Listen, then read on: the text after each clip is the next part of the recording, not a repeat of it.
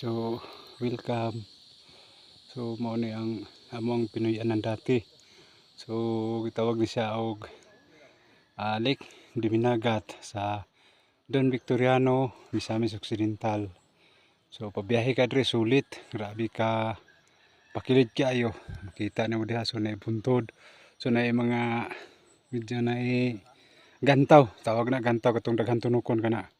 Bandaha, wow. Ana sila pag diri ka, so kinahanglan ka magsaba-saba kay naigabantay diri gitawag og mga inkantadya diri dapita. So walay sagbo to, sulit kay siya. Presko mga bulak na kung sakay ka dira, so tabok ka dito.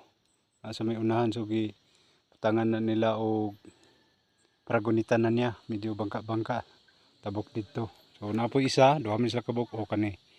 Magbutangan nila ka medyo murag itong baril. Na tinaw.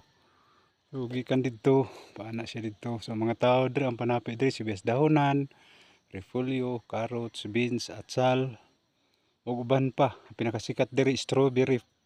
Na strawberry dito dapit sa banda sa may Agandawan.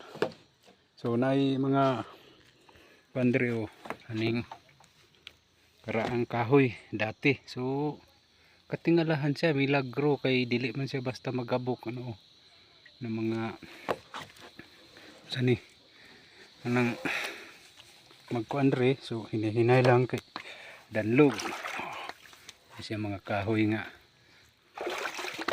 dugay siya magabok karaan ang kahoy pero wala gihapon kani